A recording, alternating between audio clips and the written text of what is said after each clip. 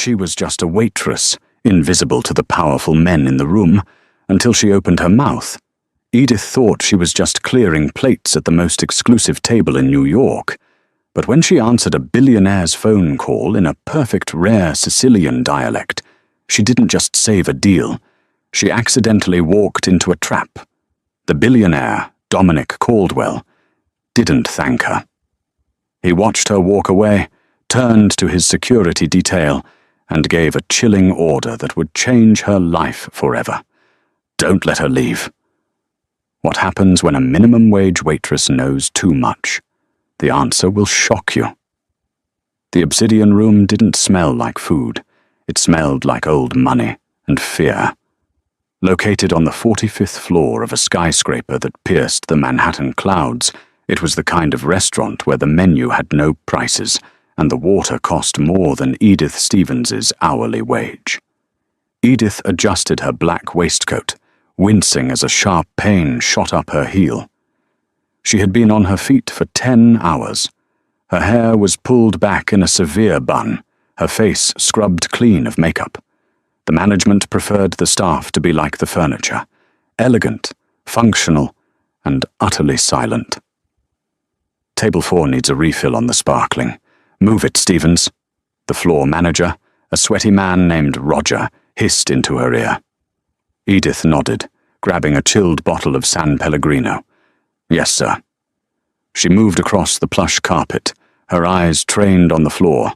Eye contact was forbidden unless initiated by a guest. She knew exactly who was sitting at table 4. The whole kitchen had been buzzing about it since 3 p.m. Dominic Caldwell. The name carried weight. He wasn't just a billionaire, he was an institution. At 34, he controlled shipping lanes, tech conglomerates, and, if the rumors were true, half the politicians in Albany. He was currently embroiled in a hostile takeover of a European logistics firm, a deal worth billions. As Edith approached the table, the tension was palpable. Dominic sat at the head, his back to the window. He was younger than he looked in the magazines, with dark hair cut with military precision and eyes the color of cold steel. He wasn't eating. He was staring at a tablet, his jaw set hard. Opposite him sat Gavin Priestley, his second-in-command, a nervous man with a receding hairline who was currently wiping sweat from his upper lip. "I'm telling you, Dominic, the Italians aren't picking up," Gavin said, his voice trembling. "The deadline is in 20 minutes. If we don't get the confirmation code from the Moretti family, the merger voids. We lose the deposit. We lose everything." Dominic didn't look up. "Keep calling." "I have been. Their lawyer is screaming in a dialect I can't understand, and our translator is stuck in traffic on the Brooklyn Bridge." Edith uncorked the water bottle with practiced silence. She poured the sparkling liquid into Dominic's crystal glass, careful not to let a single drop splash onto the tablecloth. Just then, the phone lying in the center of the table buzzed. It was a sleek, encrypted satellite phone. It vibrated violently against the mahogany. Dominic stared at it. "Put it on speaker." Gavin hesitated, then tapped the screen. A voice exploded from the tiny speaker. It was loud, aggressive, and incredibly fast. "Voi altri siti pazzi, un vi dugnunenti si un mi passati usuturi subitu, ci staiu parannuci e mura." Gavin went pale. "Hello? Hello? Mr. Moretti? English, please. English." The voice on the other end grew louder, more distorted with rage. "Non capisci niente, ti scipo a testa." Dominic slammed his hand on the table, making the silverware jump. "Gavin, fix this. Now! What is he saying?" I don't know. It sounds like Italian, but it's different. It's too fast." Gavin was panicking. "The translator is still 20 minutes out." Edith froze. Her hand hovered over the water glass. She knew that voice. She didn't know the man, but she knew the cadence, the clipped vowels, the specific guttural anger. It wasn't just Italian. It wasn't even standard Sicilian. It was a hyper-specific dialect from the inland villages near Corleone, an old dialect rarely spoken by anyone under 60. It was the dialect her grandmother used to scream in when she burned the sauce. The man on the phone was threatening to cancel the deal because he felt disrespected. He was asking for Uncle Tory and saying he wouldn't sign until he spoke to someone with blood. He was about to hang up. If he hung up, Dominic Caldwell lost the deal. If Dominic lost the deal, the restaurant lost its biggest client. If the restaurant lost the client, Roger would fire everyone in a rage. Edith didn't think. She just acted. "He's not asking for money," Edith said softly. The silence at the table was instantaneous. Dominic Caldwell slowly lifted his head. For the first time, those steel-grey eyes locked onto her. It felt like standing in front of an oncoming train. "Excuse me?" Dominic asked. His voice was dangerously quiet. Edith gripped the water bottle tighter. "The man on the phone. He's not asking for more money. He's asking for respect. He thinks you're stalling him because you don't have the authority to sign. He's about to cut the line." Gavin scoffed, his face red. "You're a waitress. Pour the water and back away." "Ci è de da? C'è qualcuno che parla come cristiano?" The voice on the phone shouted. "Who is there? Is there anyone who speaks like a human?" Dominic held up a hand to silence Gavin. He never broke eye contact with Edith. "Answer him." "Sir, I can't." "Answer him," Dominic commanded. It wasn't a request. Edith took a breath. She leaned toward the phone. Her posture shifted. The submissive hunch of the waitress vanished, replaced by a strange, confident rigidity. "Signori Moretti, mi scusassi," she began, her voice dropping an octave, hitting the rough, guttural consonants perfectly.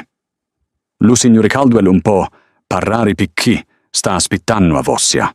Non c'è bisogno di zutturi. A carta è pronta." "Mr. Moretti, forgive me. Mr. Caldwell cannot speak because he is waiting for you. There is no need for Uncle Turi. The paper is ready." There was a stunned silence on the other end of the line. Then a lower, calmer voice rumbled. "Tu così? Si Siciliana? Who are you? Are you Sicilian?" "Sugno nudru," Edith replied quickly. "Masaccio calu tempo e oru. Firmatila." "I am nobody, but I know time is gold. Sign it." A pause. Then a rough laugh crackled through the speaker. "Va bene.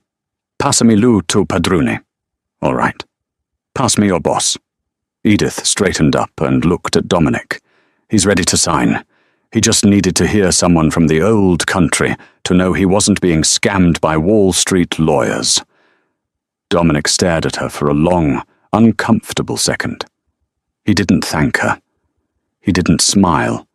He simply turned his attention back to the phone, picking it up and switching to English, knowing the tension had broken. Edith stepped back, her heart hammering against her ribs like a trapped bird. She quickly finished pouring the water and retreated to the shadows of the service station. Roger, the manager, grabbed her arm the moment she was out of earshot. His fingers dug into her bicep. "What do you think you're doing?" he hissed, his face purple. "You spoke to a guest? You intervened in a business call. Are you insane?" "He asked me to—" "I don't care. You embarrassed this establishment. You're done, Stevens. Clock out. Get your things. Leave." Edith felt the blood drain from her face. She needed this job. Her sister's tuition was due in 3 days. "Roger, please. I just saved his deal." "Out!" Roger pointed to the kitchen doors. Edith bit her lip to stop the tears. She nodded, untying her apron. She walked through the swinging doors, past the chaotic kitchen, and into the locker room. She changed into her worn-out jeans and oversized sweater, shoving her uniform into a bag. She walked out the back exit, into the cool night air of the alleyway, taking a deep breath to steady herself. She was fired. Again. As she turned to walk toward the subway station, A black SUV with tinted windows screeched to a halt, blocking the alley exit. 2 men in dark suits stepped out. They were massive, built like linebackers. Edith clutched her bag, backing up. "I don't have any money." The rear door of the SUV opened. Dominic Caldwell stepped out. He looked different under the harsh streetlights, taller, sharper, and terrifyingly calm. He looked at the security guards, then pointed a finger at Edith. "Don't let her leave," he said. Edith's instinct was to run, but there was nowhere to go. The brick walls of the alley were slick with rain, and the 2 security guards blocked the only exit. Dominic Caldwell stood in the middle, an immovable object in a bespoke Italian suit. "Mr. Caldwell," Edith said, her voice shaking slightly but holding firm, "I was just fired. I'm going home." Dominic ignored her statement. He walked closer, his shoes clicking on the wet pavement. He stopped 3 feet from her, invading her personal space. He smelled of expensive scotch and ozone. "Who are you?" he asked. "Edith Stevens. I was your server."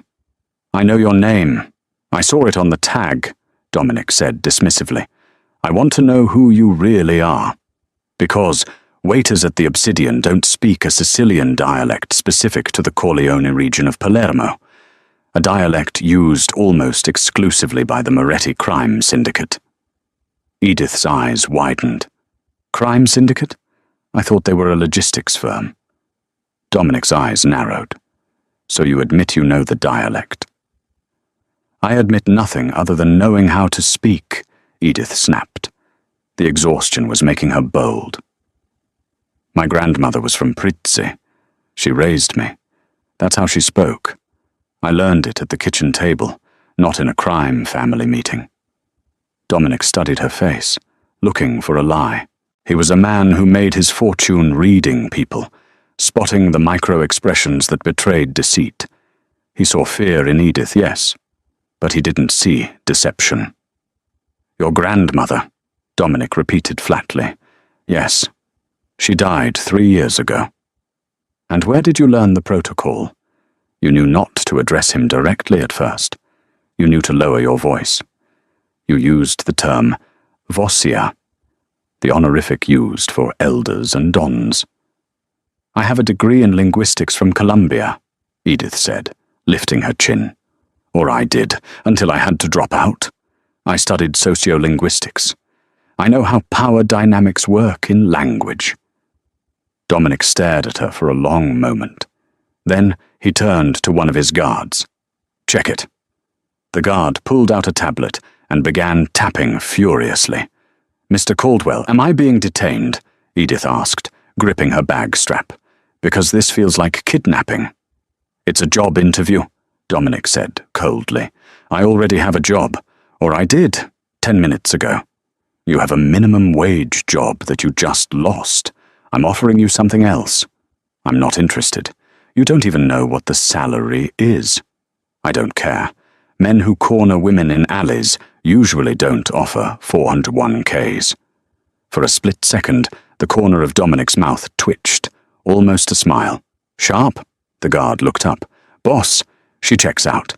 Edith Stevens, full scholarship to Columbia, 4.0 GPA, dropped out in her junior year. Father deceased, mother in assisted living. Younger sister Sarah, currently enrolled at NYU. Tuition payments are late." Edith felt a flush of shame heat her cheeks. They had dug up her entire life in 30 seconds. "That is private." "Privacy is a luxury for people who aren't interesting," Dominic said. "And right now, Miss Stevens, you are very interesting." He took a step closer. "The man you spoke to, Luca Moretti, is notoriously paranoid. We have been trying to close this merger for 6 months. He trusts no one. But he listened to you. He liked you. So tomorrow morning, I have to fly to Rome to finalize the contracts. Moretti has insisted that the girl from the phone be present. He thinks you're part of my inner circle. He thinks I have a Sicilian consigliere." Edith laughed, a harsh, incredulous sound. You want me to pretend to be your advisor? I pour water, Mr. Caldwell. I don't negotiate mergers. I don't need you to negotiate. I have lawyers for that. I need you to translate, not just the words, Edith. I need you to translate the intent. Dominic's gaze intensified. Moretti speaks English perfectly well when he wants to. When he switches to dialect, he's hiding something. He's signaling his men. I need to know what he's saying while he's saying it. And if I refuse? Dominic glanced at the guard who held the tablet. Your sister's tuition is $22,000 for the semester. It's 2 months overdue. She's going to be administratively withdrawn on Monday. Edith felt like she had been punched in the gut. How dare you? I'll pay it, Dominic said. All of it. Plus your mother's care facility for a year. And I'll give you $50,000 in cash for 3 days of work. The rain began to fall harder, drumming against the roof of the SUV. $50,000. That would change everything. It would save Sarah's degree. It would get her mother the therapy she needed. But looking at Dominic Caldwell, she saw danger. He wasn't a hero. He was a shark offering a ride to a minnow. Why me? She whispered. You can hire professional translators. I have professionals, Dominic said, his voice dropping to a murmur. I don't need a professional. I need someone he doesn't expect, someone he underestimates, just like I underestimated you. He extended a hand. It was a business gesture, but in the dark alley, it looked like a deal with the devil. Get in the car, Edith, or go back to the subway and tell your sister why she's coming home next week. Edith looked at the dirty puddle by her feet, then at the open door of the limousine. She thought of Sarah's face when she got into NYU. She thought of the eviction notices piling up on her kitchen counter. She looked Dominic in the eye.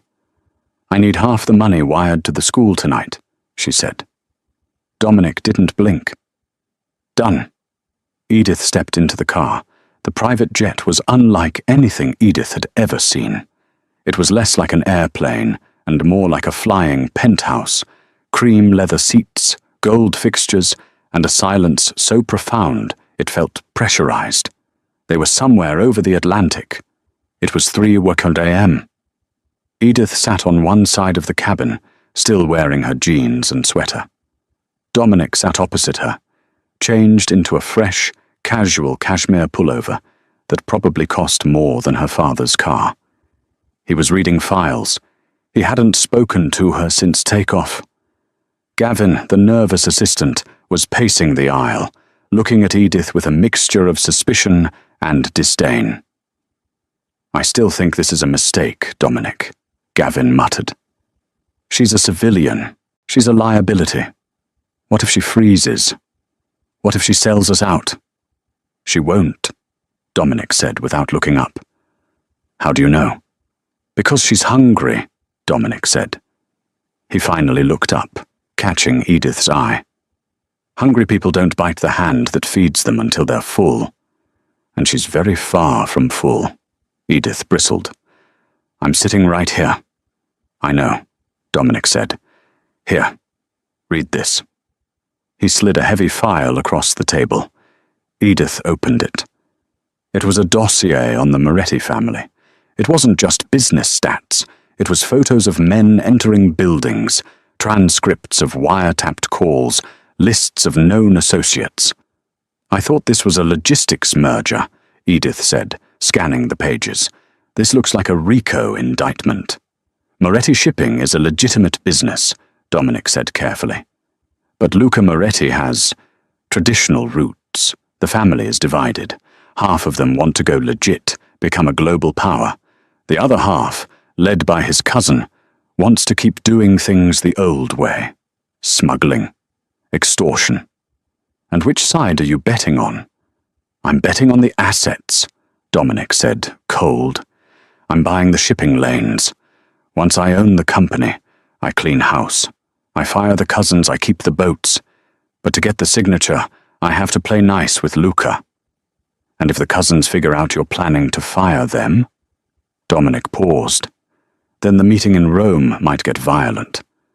Edith closed the file. Her hands were cold. You didn't mention violence in the alley.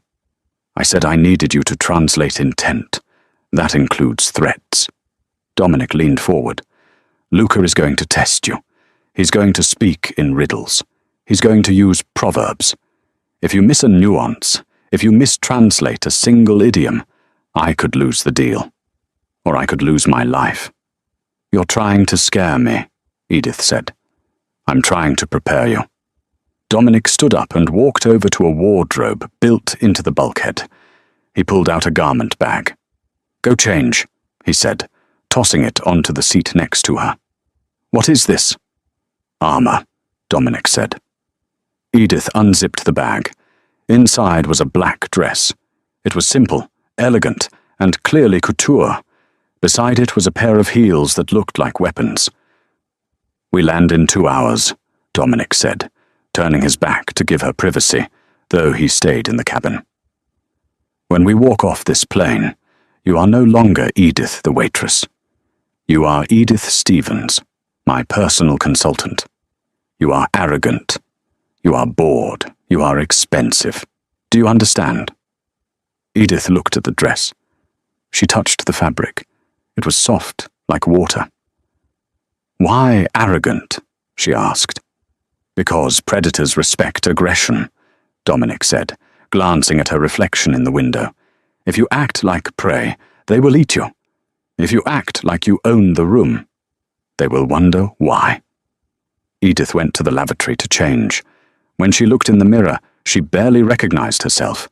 The dress fit perfectly. Too perfectly. He must have guessed her size, or the terrifying efficient Gavin had estimated it. She pulled her hair down, letting it fall in waves. She applied the red lipstick she found in the amenity kit. She stepped back, out into the cabin. Gavin stopped pacing. His mouth opened slightly. Dominic looked up from his files. He didn't say anything for a long time. His eyes traveled from her shoes to her eyes. There was a shift in the air, a tension that hadn't been there before. It wasn't just business anymore. Well? Edith asked, feeling exposed yet empowered. Dominic stood up. He walked over to her, reaching out a hand. Edith flinched, but he was only reaching for her necklace, a cheap silver chain she always wore. Take this off, he said softly. His fingers grazed her neck. His skin was warm. Why? It looks cheap, he whispered. And tonight, you are priceless. He pulled a small velvet box from his pocket. Inside was a diamond choker, thin and delicate, but the stone in the center was the size of a quail's egg. Dominic, I can't wear this. It's not a gift, it's a prop. He stepped behind her, fastening the clasp. His breath ghosted against her ear. Don't lose it. It's worth more than the plane. Edith felt a shiver run down her spine. She turned to face him. They were inches apart. Ready? He asked. No, she admitted. Good, Dominic said, a dark intensity in his eyes. Fear makes you sharp. The pilot's voice crackled over the intercom. Mr. Caldwell, we are beginning our descent into Rome Fiumicino. Security teams are awaiting your arrival. Dominic buttoned his jacket. Game time, Edith. Remember, don't let them leave until I have the signature. As the plane banked, revealing the lights of Rome glittering below like spilled jewels, Edith realized she had made a terrible mistake. She wasn't just a translator. She was the bait, and she was walking straight into a lion's den with a man who might be the most dangerous predator of them all. The convoy of armored Mercedes wound its way up the Appian Way, leaving the chaotic bustle of Rome behind for the dark, cypress-lined hills of the countryside. Edith sat stiffly next to Dominic. The silence in the car was heavier than the humid Italian air outside. Stop fidgeting, Dominic murmured, his eyes fixed on the road ahead. You look nervous. Consultants aren't nervous, they're bored. I'm not nervous, Edith lied, smoothing the silk of her dress. I'm terrified. You didn't tell me we were meeting him at a private villa. I thought this was a boardroom meeting. Luca Moretti doesn't do boardrooms. He does dinners. If you don't eat, you don't sign. Dominic turned to her. Remember the rules. Don't speak unless he addresses you directly. When you translate, look at me, not him. And whatever happens, do not eat the olives. Why? Are they poisoned? Dominic adjusted his cuffs. No. They're his mother's recipe. If you eat one, you have to praise them for 10 minutes, or he takes it as a personal insult. We don't have 10 minutes. The car crunched over gravel and came to a halt in front of a sprawling stone villa that looked like a fortress. Armed guards with earpieces patrolled the perimeter. As they stepped out, the air smelled of jasmine and cigar smoke. Gavin, looking paler than usual, trailed behind them, clutching the briefcase containing the contracts. They were ushered into a grand dining hall. The walls were adorned with Renaissance tapestries, but the table was set for a modern war council. At the head sat Luca Moretti. He was a massive man, in his 60s, with a face like weathered leather and eyes that disappeared into folds of flesh when he smiled, which he was doing now. "Benvenuti, Mr. Caldwell," Luca boomed, standing up with surprising agility. He spread his arms wide. Dominic stepped forward, shaking the man's hand. "Luca, thank you for hosting us." Luca's eyes immediately darted to Edith. The smile vanished, replaced by a predatory curiosity. "E questa deve essere la ragazza," Luca said softly. "And this must be the girl." Dominic nodded. "This is Edith Stevens, my associate." Luca walked around the table, circling Edith. He stopped inches from her face, smelling her perfume. It took every ounce of Edith's willpower not to step back. "Tu parli la lingua dei miei padri?" he asked quietly. "You speak the language of my fathers?" Edith met his gaze. She remembered Dominic's advice. Arrogance. "Paru como m'insignaru," she replied in the deep, thick dialect of the Corleone Hills. "E capisci tutto ciddu ca si dici, e tutto ciddu ca si taci." I speak as I was taught, and I understand everything that is said, and everything that is kept silent. Luca's eyebrows shot up. He stared at her, then let out a roar of laughter. He slapped the table. "Brava! She has fire, this one!" He switched to English, his accent thick. "Sit, sit. We eat, then we talk business." Dinner was an endurance test. Courses arrived one after another. Truffle risotto, roasted lamb, bitter greens. Edith ate sparingly, translating the rapid-fire conversations between Dominic and Luca's lieutenants. She noticed something strange.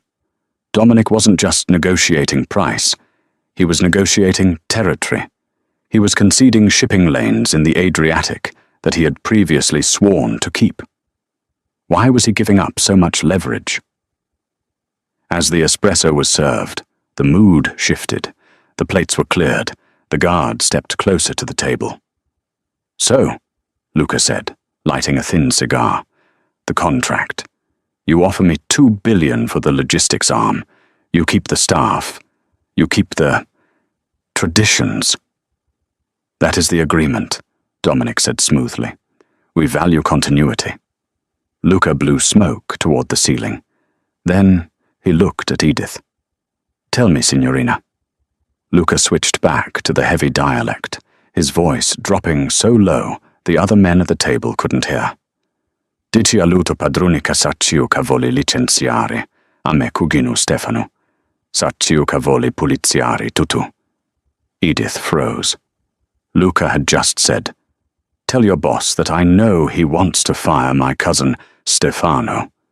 I know he wants to clean everything." If she translated this, the deal was dead.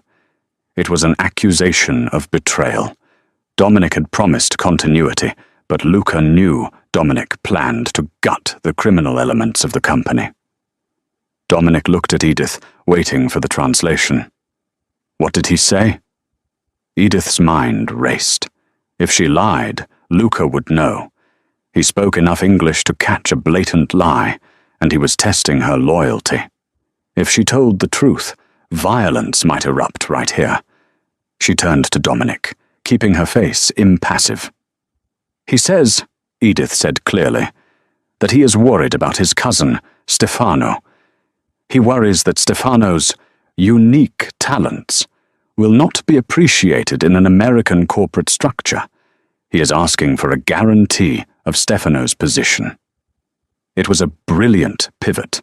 She acknowledged the content, but changed the tone from an accusation to a concern. Luca's eyes narrowed. He watched her. He knew what she had done. She had softened the blow, saving the negotiation while keeping the core truth. Dominic didn't blink. "Tell him Stefano will have a position that befits his contribution." Edith turned back to Luca. "Idu dici che Stefano avrà lo posto che merita." He says Stefano will get the position he deserves. It was a double entendre. To Dominic, it meant Stefano would be fired. To Luca, it could mean respect, or it could mean a threat. Luca stared at Edith for a long, agonizing minute. Then he stubbed out his cigar. "You are good," he whispered to her in English. "Very good." He snapped his fingers. "Bring the pen." Gavin scrambled to open the briefcase. He laid the documents on the table. Luca uncapped a gold fountain pen. The room held its breath. Suddenly, the heavy oak doors of the dining hall burst open. 3 men stormed in. They weren't guards. They were dressed in cheap suits, sweating, guns drawn. The man in the lead had wild eyes. "Don't sign it, Uncle!" the man screamed in Italian. It was Stefano. "Stefano, put the gun away!" Luca barked, not moving from his chair. "He's lying to you," Stefano shouted, pointing his pistol at Dominic. "I have the emails. I have the internal memos. Gavin sent them to me. They're going to dissolve the family the moment the ink is dry." Dominic stood up slowly, positioning himself in front of Edith. "Gavin?" Dominic said, his voice ice-cold. Gavin, the nervous assistant, was trembling. He backed away from the table. I didn't have a choice, Dominic. They threatened my wife. Stefano said he'd kill her." "You idiot!" Dominic hissed. "Kill them!" Stefano yelled. "Kill the American!" Chaos exploded. The sound of the first gunshot was deafening in the stone room. It shattered the wine carafe next to Edith's hand, spraying red liquid and glass across the tablecloth. "Down!" Dominic roared. He tackled Edith, driving her to the floor just as a hail of bullets shredded the high-backed chairs where they had been sitting seconds ago. Luca's guards returned fire immediately. The room dissolved into a storm of noise and smoke. It was a civil war, Luca's loyalists against Stefano's insurgents. Dominic grabbed Edith's wrist, his grip like iron. "Crawl, to the kitchen!" They scrambled over the cold marble floor, glass slicing into Edith's palms. Above them, men screamed and furniture splintered. Edith saw Gavin fall, hit in the chest, the briefcase of contracts scattering across the floor. They burst through the swinging doors into the kitchen. The staff had fled. Dominic kicked the back door open, dragging Edith out into the cool night air. "My car!" Dominic panted. "The driver is armed." They ran toward the Mercedes, but as they approached, they saw the driver slumped over the steering wheel, the windshield shattered. "Damn it!" Dominic cursed. He scanned the courtyard. A vintage Alfa Romeo Spider was parked near the stables, Luca's personal car. Keys were likely in it. Luca was arrogant like that. "Get in," Dominic ordered. He vaulted into the driver's seat. Edith threw herself into the passenger side just as Stefano emerged from the villa, firing wildly into the dark. A bullet pinged off the rear fender. Dominic twisted the ignition. The engine roared to life. He slammed the car into gear, spinning the tires on the gravel, and fishtailed out of the gates.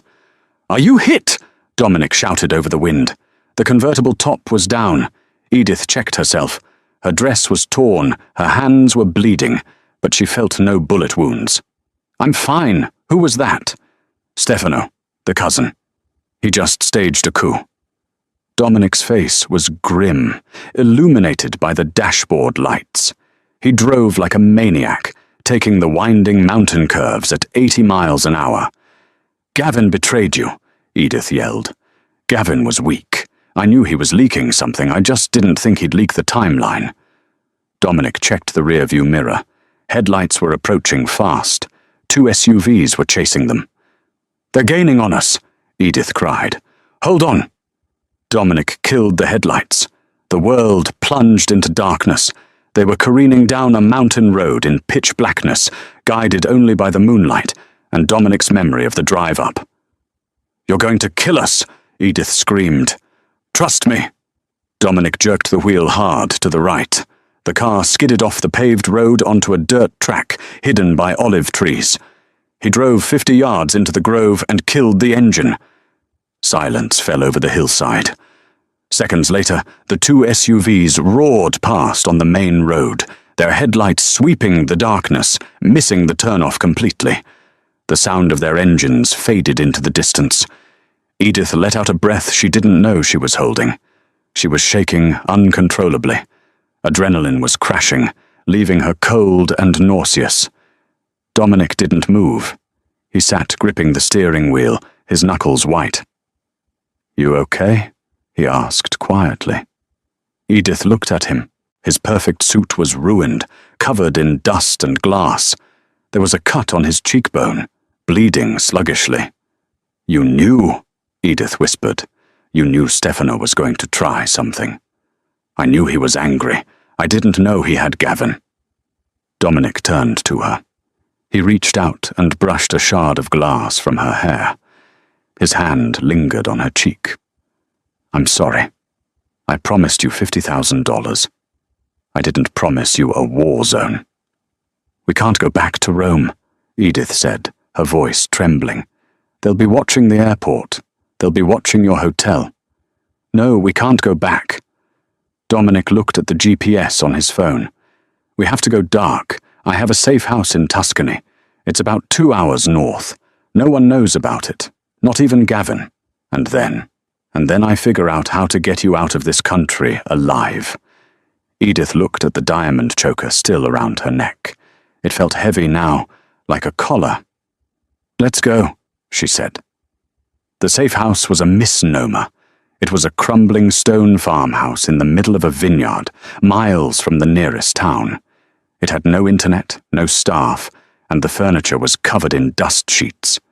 But it had a fireplace, a wine cellar, and a first aid kit. It was 4 Rue M.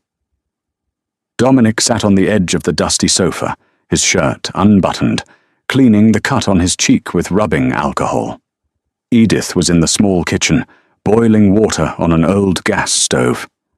She had found some pasta and a jar of tomatoes in the pantry. She brought 2 bowls of food into the living room.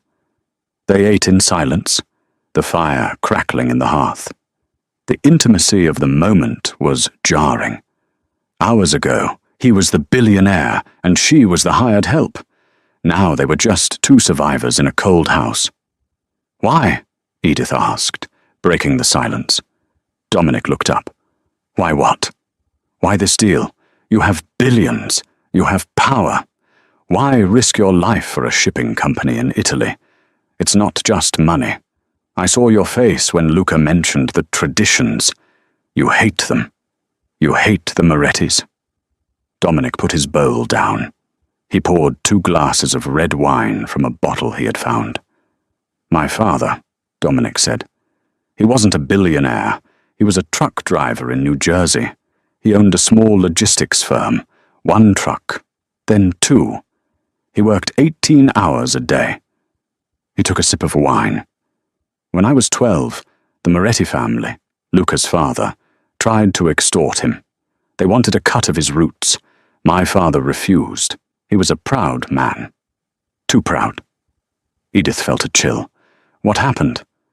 They burned his warehouse, with him inside. Dominic's voice was devoid of emotion, which made it terrifying. The police called it an electrical fire. Insurance didn't pay. My mother drank herself to death 2 years later. I was put in foster care. Edith stared at him. The cold, steel-eyed tyrant of the boardroom suddenly made sense. He wasn't building an empire for greed. He was building a weapon. I spent 20 years building Caldwell Industries for one reason, Dominic continued, to become big enough to buy Moretti Shipping. I don't want their money. I want to dismantle them. I want to fire every cousin, sell every boat, and turn their criminal empire into a legitimate business that follows the law. I want to erase their legacy. And Stefano figured it out, Edith whispered. Yes. Dominic looked at her. I dragged you into a vendetta, Edith. I was selfish. I saw a talent in you, the language, the grit, and I used it. I am sorry. Edith moved closer to him on the sofa. She reached out and took the cotton pad from his hand. She gently dabbed the cut on his cheek. You didn't just use me, she said softly. You trusted me. In that room, when Luca tested me, you didn't interrupt. You let me lead. You were magnificent, Dominic said. His eyes locked onto hers. The intensity was back, but it wasn't cold anymore. It was burning. I'm just a waitress, Edith whispered. No, Dominic said. He leaned in, his hand cupping the back of her neck, his thumb tracing the line of the diamond choker. You were never just a waitress. You were hiding. Just like me. He kissed her. It wasn't a tentative kiss. It was desperate, fueled by adrenaline and the raw vulnerability of the night. Edith kissed him back, her hands tangling in his hair. The barriers of class and employer melted away in the heat of the firelight. For the first time in her life, Edith didn't feel invisible. She felt seen. And for the first time in his life, Dominic didn't feel alone. They fell asleep on the sofa, wrapped in each other's arms, the storm outside passing as the sun began to rise over the vineyards. But the morning brought reality. Dominic's satellite phone, which he had thought was broken, buzzed on the coffee table. It was a text message. Not from Gavin. From Luca Moretti. I am alive. Stefano has the villa. He is coming for you. I can stop him, but I need the signature. Come to the docks in Civitavecchia. Alone. Or the girl's sister in New York pays the price. Dominic read the message and went pale. What is it? Edith asked, waking up. He knows about Sarah, Dominic said, his voice cracking. Stefano must have accessed Gavin's files. He knows where your sister lives. Edith stood up, panic gripping her chest. We have to call the police. The police in Civitavecchia are on Stefano's payroll. There is no police. Dominic stood up, buttoning his ruined shirt. There is only one way out. We finish the deal. But it's a trap, Edith said. Of course it's a trap, Dominic said, checking the magazine of the pistol he had taken from the glove box of the Alfa Romeo. But I'm not going there to sign a contract, Edith. I'm going there to end this. I'm coming with you. No, it's too dangerous. He asked for the girl, Edith said, her voice steel. If I'm not there, he'll know something is wrong. He'll hurt Sarah. I am coming. Dominic looked at her. He saw the same fire he had seen in the restaurant alley. He nodded once. Don't let me down, he said. I never do, she replied. The port of Civitavecchia was a graveyard of rusted steel and salt-worn concrete. The Mediterranean wind howled off the grey, choppy water, cutting through the thin fabric of Edith's ruined dress like a knife. It was a desolate, industrial wasteland, a maze of towering cranes and stacked shipping containers that felt a world away from the velvet-roped luxury of the obsidian room. Dominic stopped the Alfa Romeo in the shadow of a decommissioned crane. The silence inside the car was deafening. He gripped the steering wheel so tight the leather creaked. You stay in the car, Dominic said, his voice low and ragged. If you hear shots, you drive. You drive until the tank is dry, and you don't look back. Edith looked at him. The cut on his cheek had stopped bleeding, but his eyes were haunted. He was preparing to die. He was preparing to walk into Warehouse 4 and trade his life for the safety of a woman he had met 24 hours ago. "No," Edith said. Her voice didn't tremble. "Edith, this isn't a negotiation. Stefano is unstable. He's not a businessman. He's a thug with a birthright. And that is why you need me," she countered, reaching for the door handle. "He expects you to be a hero. He expects you to bluster and threaten. He doesn't expect me." She stepped out into the biting wind. Her black gown was torn at the hem, stained with the dust of the safe house and the grime of their escape. The diamond choker at her throat caught the weak sunlight, glittering like a defiant star. She didn't look like a victim. She looked like a queen who had survived a coup. Dominic stared at her for a heartbeat, seeing the resolve in her posture. He realized then that he couldn't stop her. He nodded once, drew his pistol, and tucked it into the small of his back. "Stay behind me," he ordered. They walked toward Warehouse 4. The metal door was already rolled up, revealing a cavernous, dimly lit space that smelled of diesel, old fish, and impending violence. Inside, the atmosphere was suffocating. Dust motes danced in the shafts of light piercing through the corrugated roof. In the center of the vast, empty floor, a tableau of betrayal awaited them. Luca Moretti sat on a folding metal chair, looking smaller than he had the night before. His face was grey, beads of sweat standing out on his forehead, and a thick bandage was wrapped around his midsection, stained dark red. He looked like an old lion who had finally been brought down by the jackals. Standing behind him was Stefano. The nephew was vibrating with manic energy, his eyes wild, a pistol loose in his hand. Flanking them were 10 men, the family's enforcement arm. They held submachine guns, their faces impassive, though some shifted uncomfortably as Dominic and Edith entered the light. "You came," Stefano sneered, his voice echoing off the metal walls. "I told you, Uncle, the American is stupid. He thinks this is a movie." Dominic stopped 20 feet away. He stood tall, projecting a calm he didn't feel. Edith positioned herself slightly behind him to his left, her eyes scanning the room, reading the micro-expressions of the guards. "I came for the signature," Dominic said, his voice level and cold, "and for the guarantee that the Stevens family in New York remains untouched." Stefano let out a barking, hysterical laugh. "The signature? You think you are here to buy a company?" He took a step forward, raising his gun. "There is no signature. You are here to transfer the funds to an offshore account I control, and then, once the money clears, you die. That is the deal." Luca looked up at Dominic. His eyes were filled with a profound, weary shame. "The boy is impatient," Luca rasped. "Shut up, old man," Stefano shouted, backhanding his uncle. Luca's head snapped back. A murmur of unease rippled through the 10 guards. They shifted their weight. Edith saw it, a flicker of hesitation. These men were veterans. They had served Luca for decades. Watching a chaotic, disrespectful upstart strike the Don was violating every code they lived by. Dominic saw the violence escalating and took a step forward. "Is this how it ends, Luca? A legacy of honor, spanning 3 generations, ended by a greedy child who strikes his own blood? I said, shut up!" Stefano screamed, leveling his weapon at Dominic's chest. "Transfer the money, Caldwell, or I start by shooting the girl." Dominic moved to shield Edith, but she didn't cower. Instead, she stepped out from behind him. "Edith, get back!" Dominic hissed. She ignored him.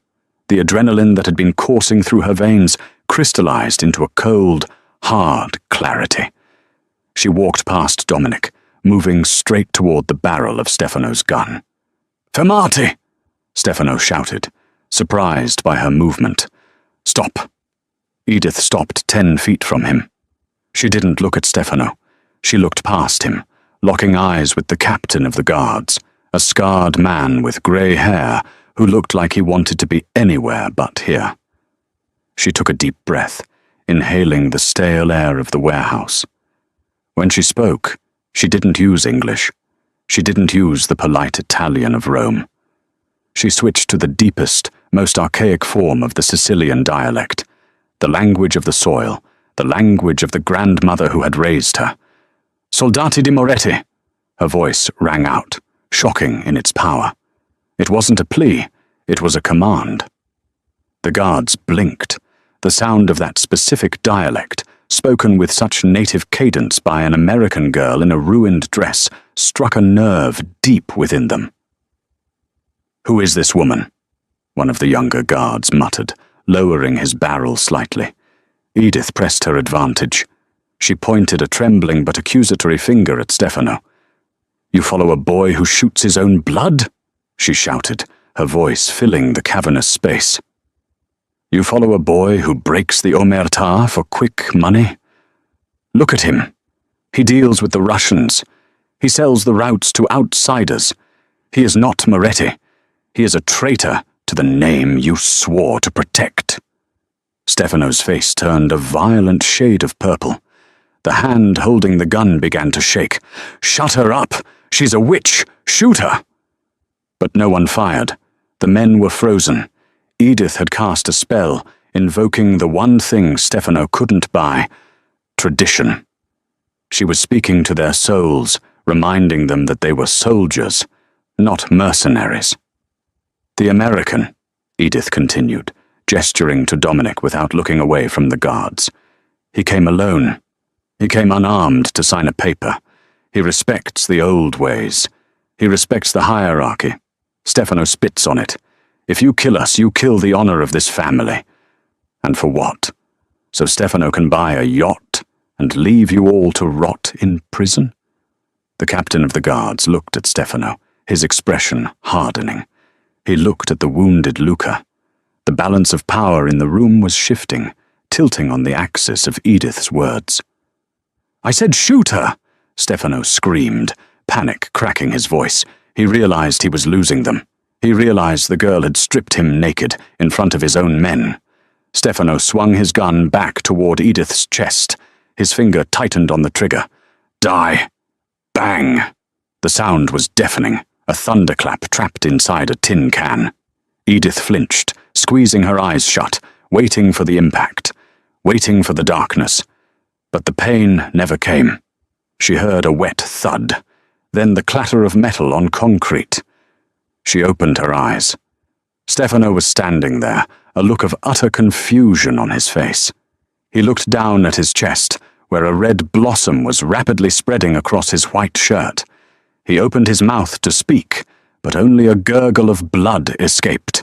He crumpled to the floor, lifeless. Behind him, Luca Moretti held a smoking pistol. The old man had drawn his concealed weapon, while every eye in the room was fixed on Edith. He had done what his guards could not. He had removed the cancer from his own family. The warehouse fell into a profound, ringing silence.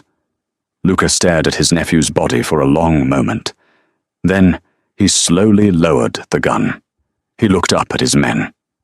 "It is done," Luca rasped in the dialect, his voice heavy with grief. The boy was confused. He had lost his way. The guards immediately lowered their weapons. They bowed their heads. The hierarchy was restored. The usurper was dead. Luca turned his gaze to Edith. He studied her, the fierce, trembling American girl who spoke with the tongue of his ancestors. He nodded slowly. It was a mark of supreme respect. He turned to Dominic. "The contract. Do you still want it?" Dominic walked forward. He stepped over Stefano's body without looking down. He didn't look at the papers scattered on the table. He looked only at Luca. "I want it all," Dominic said softly. "I want the shipping lanes. I want the logistics. And I want you retired. Tonight. You go to your villa in Palermo, and you never touch a phone again." Luca sighed, the fight draining out of him. He was tired, he was wounded, and he had just killed his brother's son. Take it. It is too heavy for me now. Luca scrawled his signature on the document with a shaking hand. He pushed the paper toward Dominic. Dominic didn't celebrate. He folded the contract and placed it in his pocket. He turned to Edith. He didn't say a word. He crossed the distance between them and grabbed her hand, his grip tight and desperate, as if making sure she was real. "Let's go home," he whispered. They walked out of the warehouse, their backs to the armed men, their backs to the dead body. They walked out into the blinding Italian sunlight, just as the sirens of the Carabinieri began to wail in the distance, finally called by Dominic's security team, who had tracked the car. Edith stopped near the Alfa Romeo. Her legs gave out. The adrenaline crashed, leaving her shaking violently. Dominic caught her before she fell. He pulled her into his chest, burying his face in her hair. He held her there in the middle of the desolate port, indifferent to the approaching police. "You saved me," she breathed into his ruined shirt. Dominic pulled back to look at her. His eyes were fierce, with an emotion that went far beyond gratitude. "No," Dominic said, wiping a smudge of dirt from her cheek. "You saved us. I just drove the car." 6 months later, the Obsidian Room was buzzing. It was a Friday night, and the tables were fully booked. Roger, the manager, was sweating as usual. He snapped his fingers at a new waitress. "Table 4 needs water. Move." At table 4, the most exclusive table in the house, a couple sat. The man was Dominic Caldwell. He looked relaxed, happier than he had ever looked in the magazines. Opposite him sat a woman. She wasn't wearing a uniform. She was wearing a red dress that cost more than Roger's car. She was reviewing a portfolio of philanthropic investments for the Stevens Foundation, a new charity dedicated to linguistic scholarships for an underprivileged youth. Roger approached the table, bowing low. "Mr. Caldwell, Ms. Stevens, is everything to your liking?" Edith looked up. She smiled at Roger. It was a kind smile, but it held a steel that made Roger nervous. "The water is a bit warm, Roger," she said softly, "but the service is improving. I will get fresh ice immediately, Mum." Roger scurried away. Dominic laughed, reaching across the table to take her hand. "You enjoy that, don't you?" "A little bit," Edith admitted. "You know," Dominic said, his thumb brushing her engagement ring. "I remember the first time I saw you here. I told my guards, don't let her leave." Edith raised an eyebrow. "And now?" Dominic kissed her knuckles. "Now, I'm the one who's never leaving." If you enjoyed this story of danger, betrayal, and romance, please hit that like button. It really helps the channel. Don't forget to subscribe and ring the bell so you never miss a new story. What would you have done in Edith's shoes? Let me know in the comments below. Thanks for watching.